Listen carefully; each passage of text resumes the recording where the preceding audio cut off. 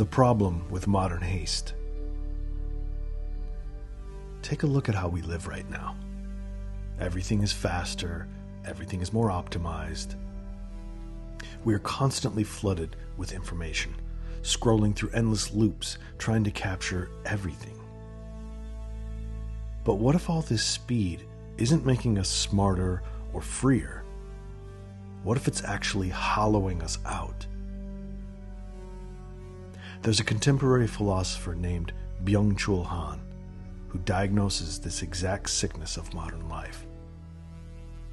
He argues that our obsession with doing, producing, and staying busy has robbed us of something sacred, the capacity to just sit still and exist. The art of lingering. In his book, The Scent of Time, Han writes about what happens when we lose our connection to stillness. The impression that time moves considerably faster than before also has its origin in the fact that today we are unable to linger. Just being active impoverishes your experience. It continues ever the same. Whoever is not capable of stopping and pausing has no access to what is altogether different.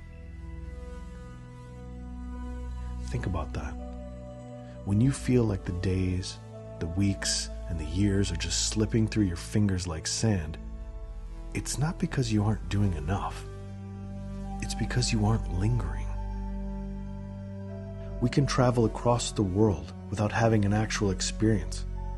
We can look at everything without truly seeing anything. To look up at a canopy of trees, to watch the light peek through the leaves without an agenda is a radical act of rebellion against a system that wants you constantly moving. The gift of deep boredom.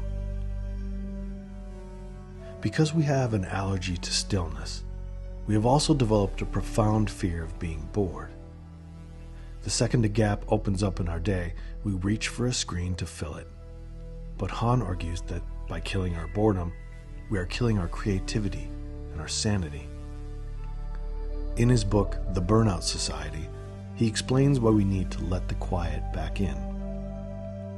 If sleep represents the high point of bodily relaxation, deep boredom is the peak of mental relaxation.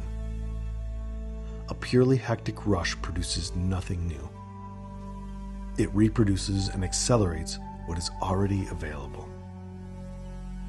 When you are in a hectic rush, your life becomes purely additive. You're just stacking tasks, stacking videos, stacking days on top of days without any narrative or depth. Running faster doesn't give you a new way to walk. It just makes you a tired walker.